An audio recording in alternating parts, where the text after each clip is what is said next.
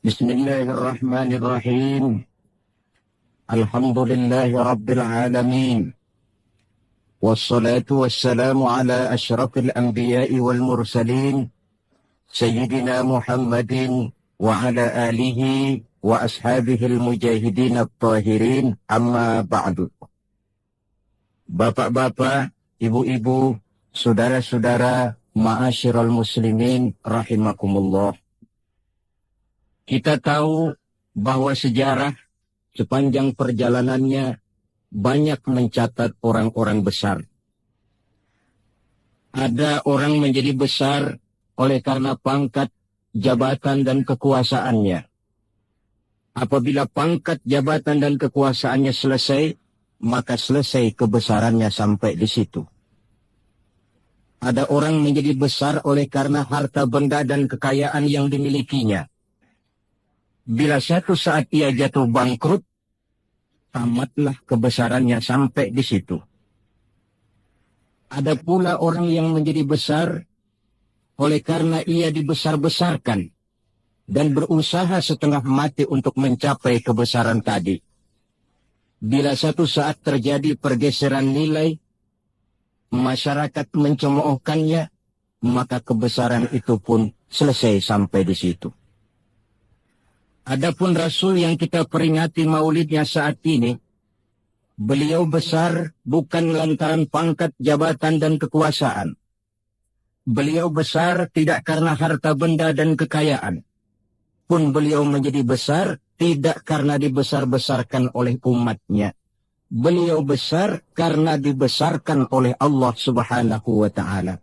Satu kali orang sudah dibesarkan oleh Allah, bagaimanapun usaha orang lain untuk mengecilkannya, orang itu akan tetap menjadi besar. Tetapi satu kali orang dikecilkan oleh Allah, satu negara orang mau mengangkat dia, kalau memang dasarnya potongan nyungsep, tentu sudah akan naik ke atas juga. Tidak ada seorang penulis pun, baiknya dalam Islam maupun dari luar Islam, jikalau mau bicara dengan jujur, yang tidak mengagumi kebesaran pribadi dan martabat Rasulullah Sallallahu Alaihi Wasallam. Dalam satu kalimat yang indah, Imam Busairi di dalam qasidah burdahnya menjelaskan kepribadian beliau dengan untayan kata, Kal badri fi syarafin, wa zahri fi tarafin, wal bahri fi karamin, wa dahri fi himamin. Rasulullah itu, kata beliau, tinggi martabat bagai rembulan, tabah dan ulet laksana masa, dermawan bak samudra luas biru membentang, tabah dan ulet laksana masa. Itu sebabnya beliau oleh Allah dijadikan figur, dijadikan model dan pola sebagai contoh bagi kehidupan umat Islam. Sehingga di dalam Al-Quran Allah menyatakan, Laqad kana lakum fi Rasulillahi uswatun hasanah. Sungguh telah ada bagi kamu pada diri Rasulullah itu contoh teladan yang sangat baik. Timbul pertanyaan, mengapa Rasul menjadi contoh buat kita? Pertama, beliau menjadi contoh buat kita karena beliau manusia. Hidup dan berjuang secara manusiawi. Kalau manusia disuruh mencontoh manusia, tentu wajar. Yang tidak wajar kalau manusia disuruh mencontoh jin atau malaikat. Maka dalam ayat Quran Allah menyatakan, Laqad ja'akum rasulun min anfusikum. Sungguh telah datang kepadamu seorang rasul, yang rasul itu berasal dari jenis kamu manusia. Saudara-saudara, kalau rasul yang diutus Allah itu jin atau malaikat, kemudian berhasil di dalam tugasnya, barangkali kita tidak perlu kagum. Datang rasul ke dunia ini, rasulnya jin. Saya yakin satu dunia mungkin orang beriman semua. Tetapi bukan karena ikhlas dan yakin, mungkin karena ngeri sama rasulnya. Bayangkan kalau rasul jin dia turun ke alam ini, dengan segala macam tingkah polanya, mungkin orang sedunia akan menjadi beriman. Yang kedua, Rasul menjadi contoh di dalam kehidupan kita karena pribadi beliau lengkap. Artinya, jikalau kita kebetulan seorang pemimpin, beliau juga pemimpin. Jikalau kita seorang jenderal, beliau memimpin tentara di medan perang. Jikalau kita seorang kepala rumah tangga, beliau punya anak dan istri. Jikalau kita seorang guru, beliau mengajar jamaah di masjid.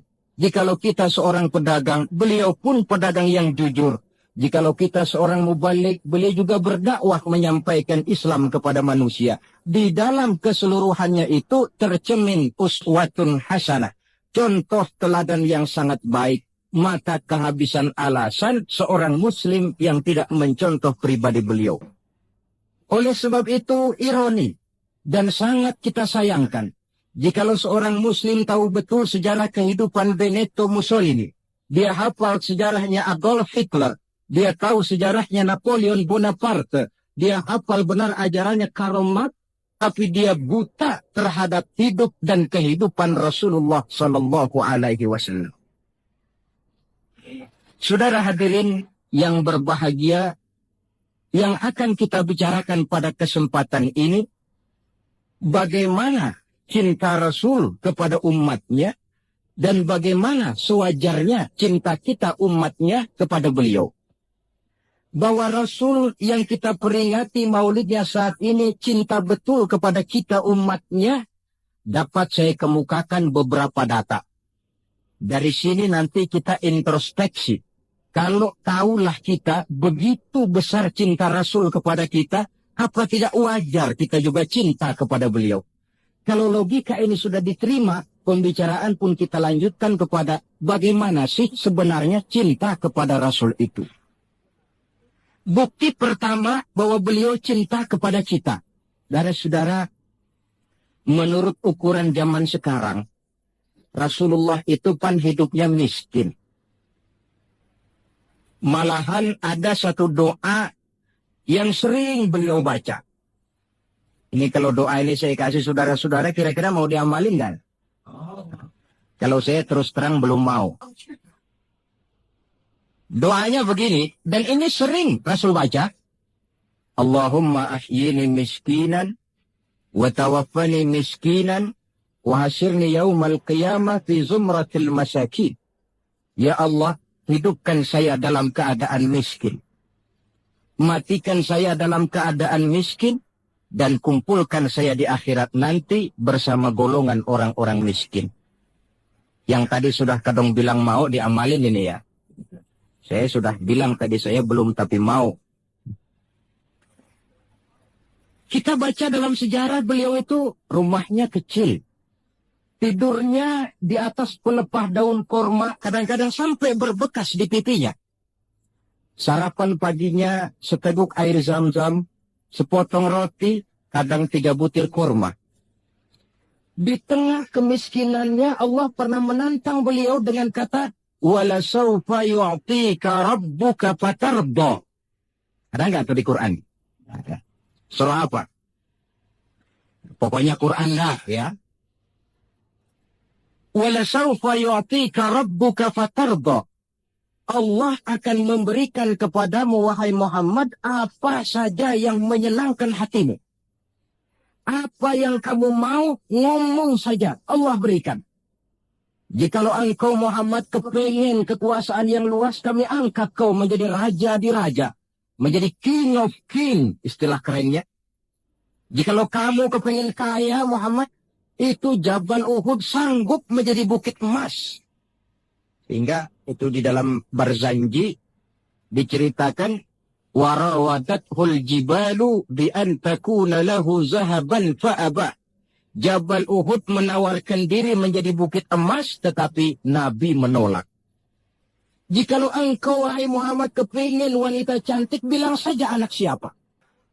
Ditawarkan semacam ini, beliau menjawab, "Idzan ya Rabb, la arda wa wahidun min ummati finnar." Kalau memang demikian ya Allah, apapun saja yang diberikan kepada saya, berikanlah saya kekuasaan yang luas. Berikan saya emas sebesar Jabal Uhud. Berikan saya kekayaan yang tak ternilai sekalipun, seluruhnya tidak akan sanggup menyenangkan hati saya selama saya dengar masih ada satu saja umat saya yang masuk ke dalam neraka. Ternyata di tengah kemiskinannya, tawaran harta tidak menggiurkan beliau. Tawaran kekuasaan tidak menggiurkan beliau. Yang dipikirkan siang malam adalah keselamatan kita umatnya ini. Cuma kadang-kadang kita umatnya yang dipikirin ini seperti pepatah. Ada itu pepatah Prancis. Balung-balung langka dagingnya, ditulung-tulung langka elingnya. Ya, saudara tentu tahu artinya itu, tidak usah saya terjemahkan. Bukti pertama. Bukti yang kedua, ketika turun perintah hijrah. Ketika itu posisi umat Islam di Mekah sudah sangat terpepet. Sebagian sahabat sudah mengusulkan kita hijrah saja ya Rasul. Hijrah sih hijrah, tapi ini komando belum turun. Sebab kita tahu kebijaksanaan apapun yang beliau ambil tentu menunggu wahyu. Wa ma yantiqu 'anil hawa in huwa illa wahyu yuha. Nah, lantas ketika benar-benar turun itu perintah hijrah, beliau pidato di depan para sahabat, saudara-saudara, perintah hijrah sudah turun. Berangkatlah tuan-tuan lebih dulu ke Madinah. Lalu Anda sendiri kapan ya Rasul? Saya belakangan. Kenapa mesti belakangan? Tuan-tuan harus tahu. Yang dicari, yang dikejar-kejar, yang diancam akan dibunuh itu saya. Jikalau kita hijrah bersama-sama ke Madinah, kita akan dikejar-kejar terus. Tapi kalau tuan-tuan berangkat lebih dulu ke Madinah, sementara saya tetap berada di kota Mekah ini, tuan-tuan akan sampai ke kota Mekah dengan tenang dan selamat, sebab saya yang mereka cari masih tetap berada di kota Mekah. Keadaan begitu kritis. Tapi umatnya dulu disuruh hijrah, beliau bertinggal di kota Mekah menghadang mara bahaya. Ini rupanya pemimpin. Lebih mementingkan keselamatan orang yang dipimpinnya daripada keselamatan dirinya sendiri. Enggak mentang-mentang turun perintah hijrah terus ngepak koper. Umatnya yang disuruh berangkat dulu. Keselamatan umatnya yang dipikirkan. Cintanya kepada umatnya. Bukti yang ketiga, saudara-saudara, bahwa Rasul cinta kepada kita. Dikala beliau akan datang ajal, hari Senin tanggal 12 Rabiul Awal seperti hari kelahirannya. Dikala itu sakit beliau sudah agak payah. Datang waktu subuh di Madinah ini, Bilal pun azan di masjid. Selesai azan, sebagian sahabat melakukan sholat sunnah qobliyah, lalu menunggu kedatangan baginda Rasul Sallallahu Alaihi Wasallam untuk mengimami sholat subuh. Lantaran ditunggu lama tidak datang, akhirnya Bilal diutus menjemput baginda Rasul. Ketika sampai di rumah, beliau berkata, Bilal, sakitku sudah agak payah ini. Rasa-rasanya tak kuat lagi aku jadi imam. Kau kembalilah ke masjid, sampaikan ini kepada semua sahabat, dan minta kesediaan Abu Bakar menjadi imam. Bilal dengan muka sedih dan air mata berurai membasahi pipi, berangkatlah ke masjid. Saudara-saudara, baginda Rasul sudah tidak kuat lagi mengimami sholat. Beliau perintah Abu Bakar untuk menjadi imam. Kata Abu Bakar, saya tidak mau jadi imam kalau baginda Rasul masih hidup. Ini termasuk akhlak, etika para sahabat. Akhirnya satu masjid nangis semua. Sholat subuh belum nangis. Sampai tangisan itu kedengaran ke rumah Nabi. Beliau berkata kepada putrinya Fatimah, coba kau lihat kenapa orang di masjid nangis. Setelah Fatimah kembali lapor, Abah, mereka sedih karena sadar bahwa saat berpisah sudah hampir datang. Kalau begitu, suruhlah Bilal kemari. Datang Bilal, dipapah Rasul berangkat juga ke masjid mengimami sholat. Sholatnya ringkas, karena beliau sakit. Dan memang beliau juga mengajarkan Idza amma ahadukumun nas falyukhaffif. Kalau kamu jadi imam, ringankan sholatmu. Kalau jadi imam, jangan panjang-panjang. Sebab apa? Di belakang kamu, yang jadi makmum itu orangnya tidak sama semua. Ada orang tua yang diri saja sudah payah. Ada orang yang punya penyakit darah tinggi, kalau sujud kelamaan kepalanya ngebet. Ada yang habis sholat janji mau terima duit, kakinya sudah gatal kepengen pulang. Kalau jadi imam jangan lama-lama, kata Rasul. Tetapi kalau kamu sholat sendirian, falyutawil masya'a, persilakan sepanjang yang menurut kamu mau. Jangan mentang-mentang sudah dipilih jadi imam, overacting. Jadi imam sholat isya, rakaat pertama selesai Fatihah, surah Baqarah. Rakaat kedua selesai Fatihah, surah Yasin. Namanya makmum, tidak punya alternatif, tidak punya pilihan, ikut sih ikut. Tapi kan hatinya kan ngedumel. Paling sekali ini doang dah gua sembahyang di sini. Besok nggak bakalan gua balik lagi. Kenapa? Imam nggak tahu diri. Jadi bahasa lain, kalau dalam bahasa sosial ini, imam harus ngerti aspirasi makmum. Pemimpin mesti tahu kehendak orang yang dipimpinnya. Kalau tidak, yang akan timbul pasti partisipasi semu. Yang saya khawatir, kalau makmum dipaksa mengikuti maunya imam, yang akan makin subur ialah timbulnya mental-mental munafik. Manis jika berhadapan, balik belakang lain bicara. Pandai bermain minyak di atas air, tapi pada gilirannya menggunting dalam lipatan, menjegal kawan seiring. Sopannya kayak belangkon, depan rata, belakang ngepelin.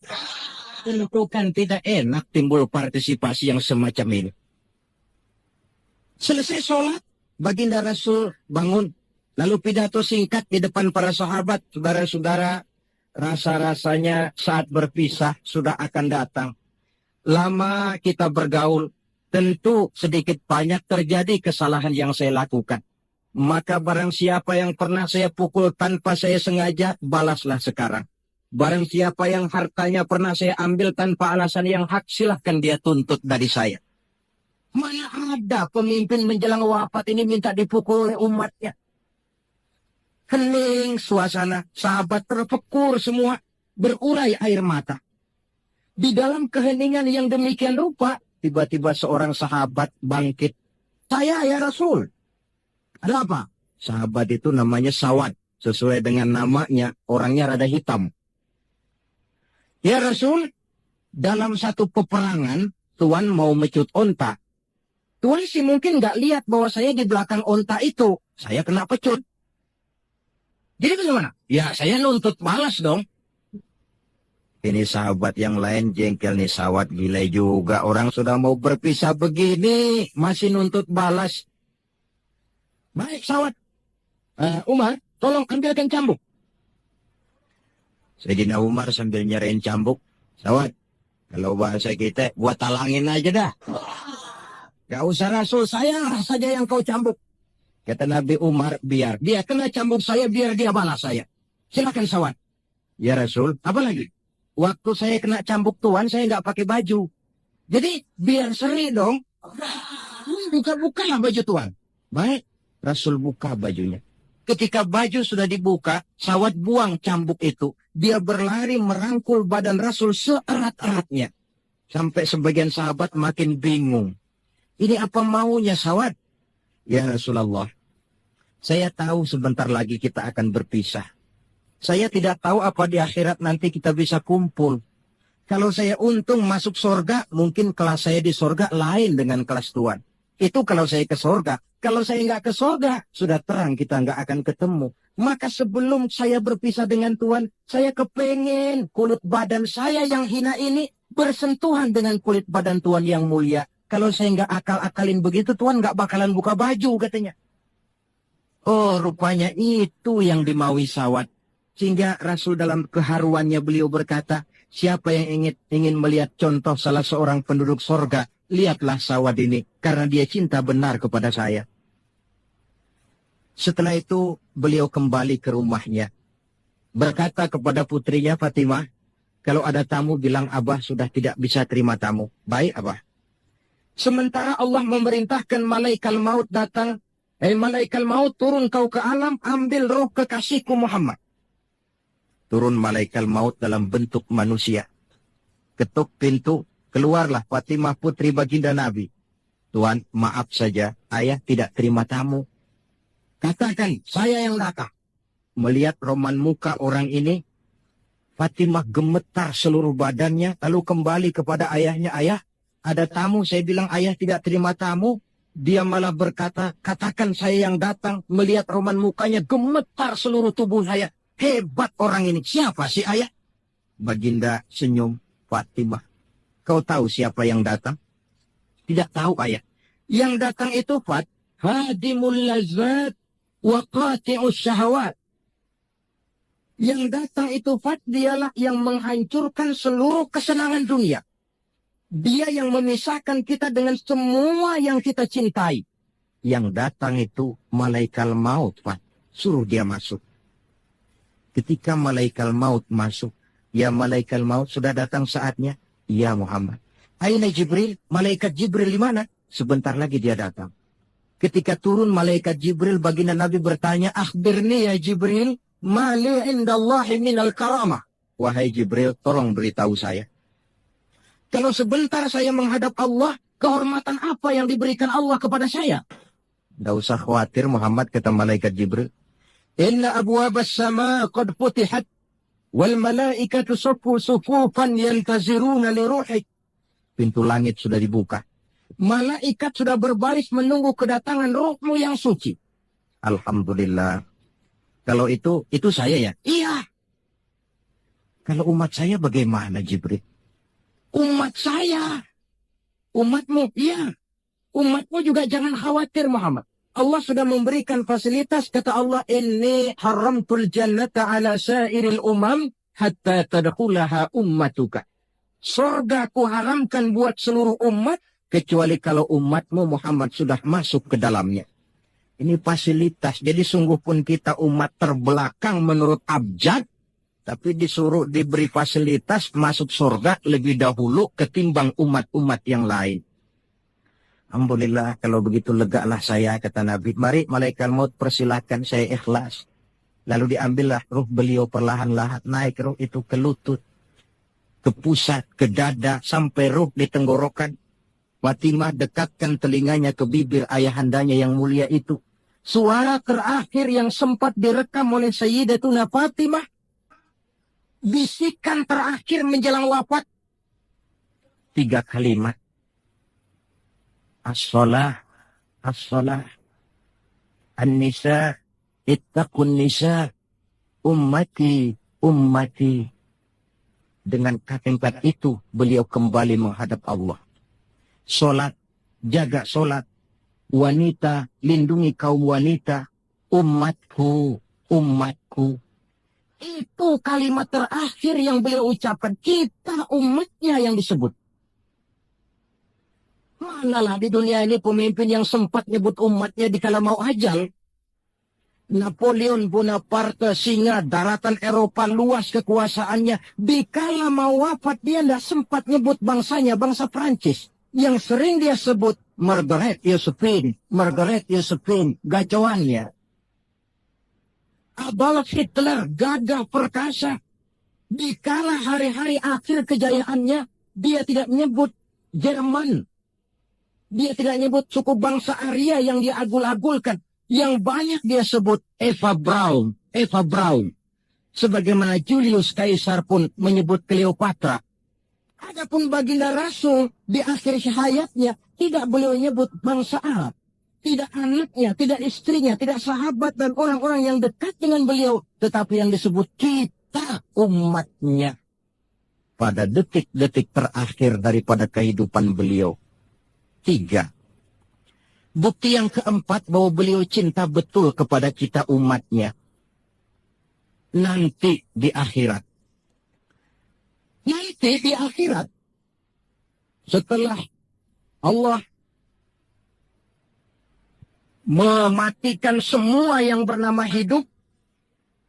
Maka yang pertama kali dihidupkan kembali pada kehidupan itu para malaikat.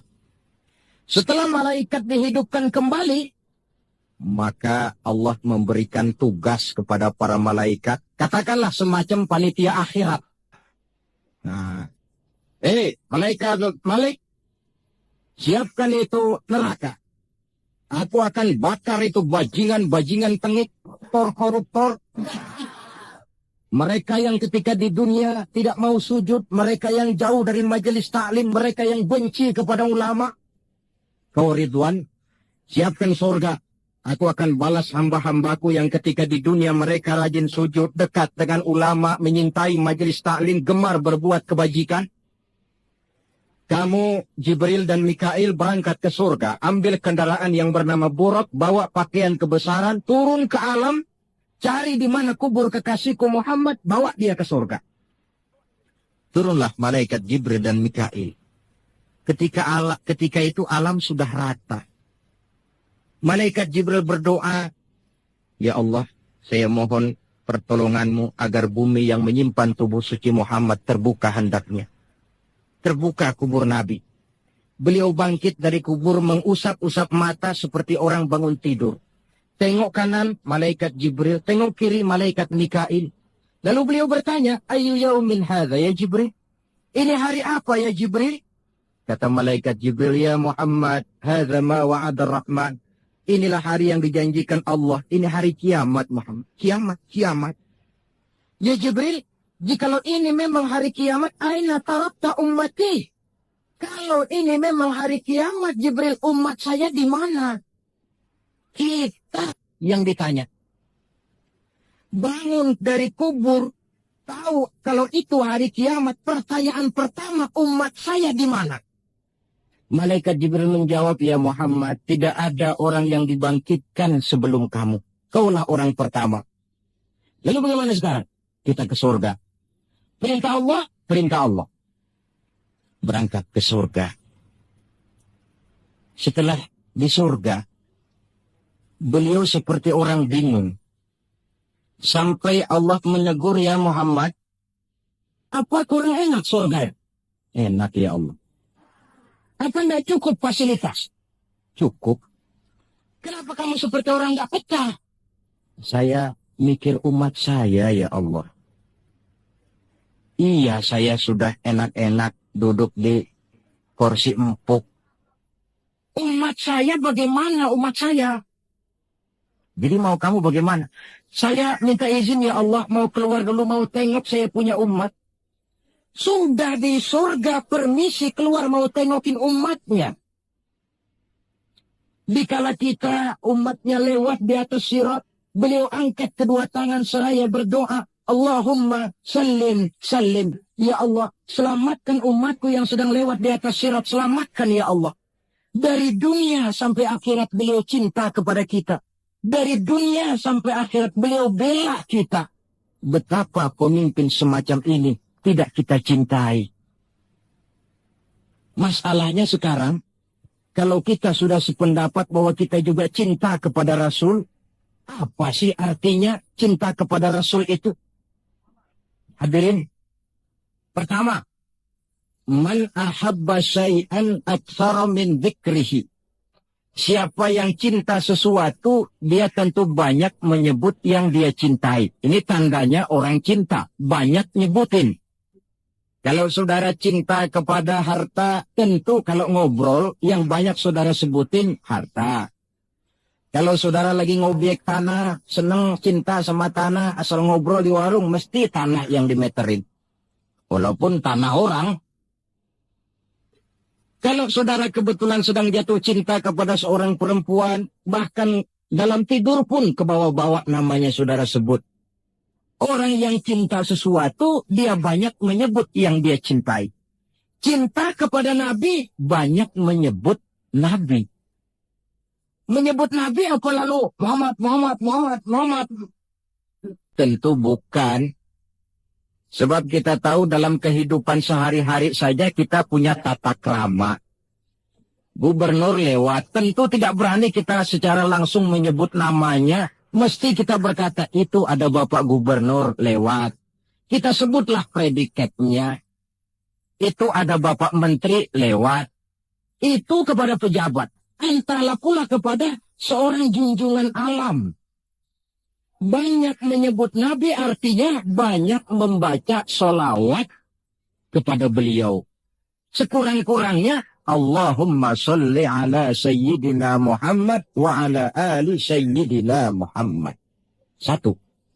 Yang kedua, orang yang cinta kepada sesuatu biasanya menjaga, memelihara warisannya. Kita punya orang tua, meninggal dunia. Ada warisannya, tentu kita jaga sebaik-baiknya. Sudahlah nggak bisa nambahin, sekurang-kurangnya nggak jualin melulu. Jikalau Rasul meninggalkan kita, jelas beliau tidak meninggalkan harta. Beliau tidak meninggalkan kebun, pabrik, tanah, dan sebagainya. Tapi beliau meninggalkan warisan kepada kita untuk kita jaga, kita pelihara bersama. Apa yang warisan yang beliau tinggalkan? Prinsipnya 3. Yang kedua, terdapat dalam hadis, taraktu fikum amrain, lan tadillu ma in tamassaktum bihima abada, kitab Allah wa sunnata rasulih. Aku tinggalkan kepadamu 2 perkara, yang jikalau kamu mau berpegang teguh kepada keduanya, kau tidak akan sesat untuk selamanya. Quran dan sunnah Rasul. 2. Warisan yang ketiga dalam hadis, al-ulama waratsatul anbiya. Ulama adalah ahli waris Nabi. Kalau demikian, maka warisan Nabi itu 3. Quran, sunnah, ulama.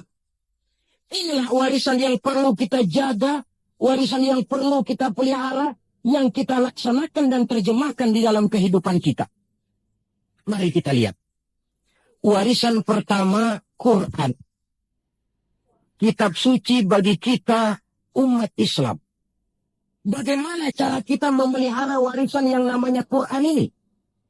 Pertama, usahakanlah agar membaca Quran menjadi salah satu hobi di dalam kehidupan kita. Kata Nabi, innal ladzi laisa fi jawfihi syai'un minal Qur'an kal bait. Orang yang dari tenggorokannya tidak pernah keluar ayat Quran barang sepotong pun, belum pernah ngaji barang seayat pun, itu orang, kata Nabi, kayak rumah kosong. Rumah biar bagus, potongan Spanyol, gede, mahal, kalau kosong kan angker. Kuntilanak, tuyul, memedi, betah di situ. Dan oleh karena Quran ini produk Allah, dibaca dalam segala keadaan pantas. Di gubuk reot di pinggir kali ada orang baca Quran, pantas. Di rumah mewah ada yang baca Quran, cocok. Kemudian orang sedih baca Quran, terhibur. Orang gembira baca Quran, tidak menjadi lupa diri. Di istana ada yang baca Quran, pantas. Di depan kubur ada yang baca Quran, pantas. Orang kawin dibacakan Quran, bagus. Orang mati dibacakan Quran juga cocok. Lantaran dia produk Allah. Setelah membacanya, lalu meningkatkan kepada tahapan yang kedua. Mencoba memahami isinya. Lewat segala kesempatan yang memang mungkin. Entahlah dengan jalan mengaji, tukar pikiran, diskusi, banyak membaca. Tetapi tentu dengan catatan bahwa kita memahami Al-Quran ini tidak bisa mengandalkan kemampuan intelektual semata-mata. Seperti yang banyak gejalanya terjadi di zaman sekarang ini. Di mana orang mencoba menggali hakikat Quran dengan mengandalkan kemampuan intelektualnya. Kadang-kadang bahasa Arab saja nggak ngerti. Dia gali Quran cuma sekedar lewat terjemahannya. Yang saya khawatir akan timbul kecenderungan di mana orang mikir dulu baru nyari ayat. Akhirnya ayat Quran dicocok-cocokin sama pikirannya. Bukan ada ayat dipikirin, tapi malah mikir dulu baru mencari ayat. Saudara hadirin, munculnya pesantren-pesantren kilat dalam upaya memahami Islam. Secara pribadi saya bersyukur, merasa gembira. Tetapi yang saya sayangkan jikalau dengan pesantren kilat itu lalu merasa bahwa diri sudah cukup. Setelah nyantren 1 minggu pesantren kilat, keluar pesantren sudah kayak pendekar. Ulama anu salah, kiai anu nggak bener, ustadz anu salah, semua ulama-ulama salah. Baru nyantren seminggu sudah semuanya salah. Lebih celaka lagi kalau nanti upaya memahami Islamnya, ini dalam bahasa sosialnya disebut frame of reference, seperti orang buta kenal gajah. Yang mati-matian mempertahankan teori bahwa gajah itu tipis dan lebar seperti kipas, cuma karena kebetulan yang dia pegang baru sekedar telinga gajah. Maka upaya memahami Al-Quran tidak bisa dilepaskan kaitannya dengan bantuan orang yang ahli di bidang itu. Barangkali sudah banyak terjemahan Quran di dalam bahasa Belanda, bahasa Inggris, apalagi bahasa Indonesia, yang agak sulit sekarang mencari terjemahan Quran di dalam kehidupan kita. Saya sering ambil contoh ringan. Umpamanya, nih sensus versi saya. Konon kabarnya, menurut kata yang empunya cerita, penduduk Indonesia ini 90% beragama Islam. Betul kan? Kalau saya numpang tanya, dari jumlah 90% ini, berapa persen yang bisa baca Quran? Kira-kira ada nggak separuhnya? Rasanya nggak ada. 30%? 20% ada ya? 20% adalah, kurang-kurang dikit sama kawan jadi dah. 20%. Dari jumlah 20% yang bisa baca Quran, numpang tanya lagi, berapa persen yang bisa baca dan tahu artinya? Ada 5%? Saya kira adalah 5% berikut santri-santri yang di pondok pesantren itu. Dari jumlah 5% yang bisa baca Quran dan tahu artinya, berapa persen yang bisa baca, tahu artinya, lalu mengamalkan ajaran Quran? Ini yang masih bisa dihitung dengan jari. Sehingga tidak heran bahwa umat ini mayoritas, tapi lebih sering jadi penonton daripada jadi pemain. Lebih sering jadi objek daripada menjadi subjek. Dalam bahasa Arabnya lebih sering menjadi maf'ul daripada menjadi fa'il. Sebab kuantitas yang tidak diiringi oleh kualitas, ini yang bahasa Nabi, ghusa'un ka ghusa'is sail, seperti busa di lautan. Banyak tapi centang perenang. Banyak tapi tidak punya daya dan kekuatan, dihempaskan ke tepian pantai tanpa punya makna dan arti. Kadang kita baca Quran, tapi sementara di pihak lain kita juga yang menginjak-injak isinya. Kita baca ayat, wa ahallallahu al-bai'a wa harrama riba. Allah halalkan jual beli, Allah haramkan riba, tapi renten ditelan terus. Kita baca ayat, wa qasimu bihablillahi jami'an wa la tafarraqu. Berpegang teguhlah kepada tali Allah, jangan kamu bercerai-berai, tetapi sesama muslim main pelotot-pelototan jalan terus. Yang kita baca kadang-kadang, kita juga yang menginjak-injaknya. Ini warisan pertama, Al-Quran. Warisan yang kedua, sunnah Rasulullah Sallallahu Alaihi Wasallam. Yang diantara fungsinya, menjelaskan apa yang oleh Al-Quran tidak dijelaskan dalam bentuk detail. Quran misalnya cuma mengatakan, aqimis sholat, dirikan sholat. Bagaimana cara sholat? Tidak ada dalam Quran. Bahwa sholat mesti takbiratul ihram, mesti tahiyat, mesti ruku duduk di antara dua sujud. Tidak ada dalam Quran. Yang menjelaskan itu semua sunnah. Quran cuma menjelaskan wa atimul hajja wal umrata lillah. Laksanakan haji dan umrah karena Allah. Bagaimana manasik haji? Bagaimana jumrah? Bagaimana tawaf? Bagaimana sa'i? Tidak ada dalam Quran. Sunnah menjelaskan semua itu. Nah, untuk memahami Quran dan Sunnah, jalan apa yang kita tempuh? Jalan melalui warisan yang ketiga, yaitu para ulama. Diakui atau tidak, kita hutang jasa kepada para ulama.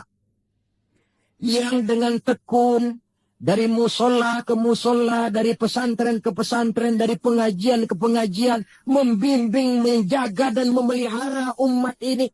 Mereka tidak digaji, mereka pun tidak mendapat beras, hidup pun kadang-kadang miskin. Tapi lantaran panggilan moral menjaga, memelihara, membentengi akidah umat ini. Bersyukur kita bangsa Indonesia punya ulama dan punya umara. Kedua-duanya penting, kedua-duanya berjasa, kedua-duanya membangun. Tidak ada yang satu lebih penting dari yang lain. Cuma bidang pembangunannya saja yang lain-lain. Orang kadang-kadang usil, Pan. Apaan ulama katanya, kerjanya ngomong doang. Sekarang kan zaman pembangunan, perlu karya nyata. Mana ada kiai bangun jembatan? Ini saya pikir orang bicara begini ini nggak ngerti masalah. Bukankah asas manajemen yang modern saja mengajarkan the right man on the right job, the right man on the right place, bahwa orang harus ditempatkan sesuai dengan proporsinya. Nah, kalau kiai disuruh bangun jembatan, apa Pak Lurahnya mau ngajar tafsir? Setiap kita membangun, cuma bidang pembangunan kita yang berbeda-beda. Dan kenyataan makin menunjukkan kepada kita, saudara-saudara. Sekarang ini yang namanya ulama, maaf-maaflah, sudah merupakan jenis makhluk langka. Malahan barangkali sudah termasuk jenis makhluk yang harus dilindungi dari kepunahan ini. Dan mencetak sarjana lebih gampang ketimbang mencetak kiai. Saudara mau jadi sarjana, taruh sekolah 22 tahun dah. Udah campur nggak naik itu. Tapi saudara ngaji dari kecil sampai 20-30 tahun. Belum tentu loh jadi kiai. Dan nggak bisa minta. Mas, gua kan ngaji melulu, panggil gua kiai, kenapa sih? Loh, kiai minta begini kan nggak bisa. Kalau ilmunya diakui, akhlaknya jadi contoh, perjuangannya diteladani, umat bersimpati, lalu masyarakat beramai-ramai secara praktis menyebutnya kiai. SK-nya itu di tangan umat. Oleh karena SK-nya di tangan umat, dia tidak kenal pensiun dan jam kerjanya pun 24 jam. Kapan umat perlukan, dia mesti berangkat. Yang saya khawatir, kelangkaan ulama ini menyebabkan terjadinya pergeseran nilai. Dan ini pernah dianalisa oleh baginda Rasul Sallallahu Alaihi Wasallam. Apa kata beliau? Inna min asratis sa'ah. Sesungguhnya di antara tanda-tanda kiamat. Nggak usah mikirin kiamat beneran dah. Saya juga nggak pengen ngalamin. Kiamat ini. Kiamat kecil-kecilan. Apa itu? Hancurnya sendi-sendi kehidupan sosial. Maksiat merajalela, munkarat menjadi-jadi. Yang benar jadi salah, yang salah dianggap benar, yang hak menjadi munkar, yang munkar dibilang hak. Kemakmuran cuma kata, keadilan cuma teori. Hukum kayaknya cuma buat orang kecilan, orang gedean, kagak mempan hukum. Padahal hukum kalau sudah pandang bulu, terang, yang enak, yang banyak bulunya. Siapa yang banyak bulunya? Monyet. Kalau hukum pandang bulu, monyet keenakan. Pergeseran nilai terjadi. Kiamat macam ini yang kadang-kadang kita temukan dalam kehidupan.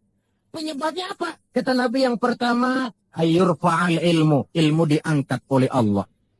Bagaimana cara Allah mengangkat ilmu dan apa maksudnya? Allah mengangkat ilmu pertama dengan jalan mematikan ulama. Makin banyak ulama wafat, makin banyak ilmu ditarik. Yang kedua, kurangnya minat orang belajar agama. Majelis taklim, yang non formal atau yang formal seperti madrasah dan pesantren. Pikiran orang sudah pikiran perut. Sekolah sama dengan ijazah, ijazah sama dengan lapangan kerja. Dalam kondisi macam itu, madrasah mendapat perhatian sebelah mata. Maksudnya apa ilmu ditarik ini? Agama dikucilkan. Kalau 1-2 kali disebut-sebut agama itu cuma alat pelengkap saja. Agama cuma pidato, agama cuma seminar, agama cuma kongres, agama cuma muktamar. Tapi bahwa agama jauh dari kehidupan sehari-hari, itu merupakan realita. Agama sudah tak ubahnya dengan daun pisang yang dikait di tepian jalan lantaran diri tak berpayung di ketika hari hujan. Dan manakala hujan usailah sudah, daun itu pun dicampakkan di tepi jalan, diinjak pula orang nan lalu. Dikala dilihat agama membawa untung, rame-rame teriak agama. Coba lihat, tahun 65 begitu PKI meletus, wah rame-rame, banyak mobil-mobil mewah parkir di masjid. Begitu keadaan aman, cuman sepeda butut yang ketinggalan di depan masjid. Ini yang Allah jelaskan watak begini ini. Kullama adha'a lahum masyaw fih, wa idza azlama alaihim qamu. Mentalitas munafik. Waktu terang mereka berangkat, waktu gelap mereka mandek. Ketika di Islam dilihat ada untungnya, rame-rame teriak Islam. Asal ada untungnya, Pak, saya Islam Pak, KTP saya aja Islam. Waktu ada untungnya. Tapi ketika diminta berjuang, dituntut berkorban, yang lain dulu dah. Yang lain dulu. Nah, kalau ilmu sudah ditarik, timbul ekses berikutnya. Apa kata Nabi? Wa yuzharul jahlu, nampak kebodohan di mana-mana. Lantaran ulama tidak ada yang menjelaskan halal haram, hak batil, ma'ruf munkar, tidak ada. Orang hidup menurut seleranya, timbul permissive society.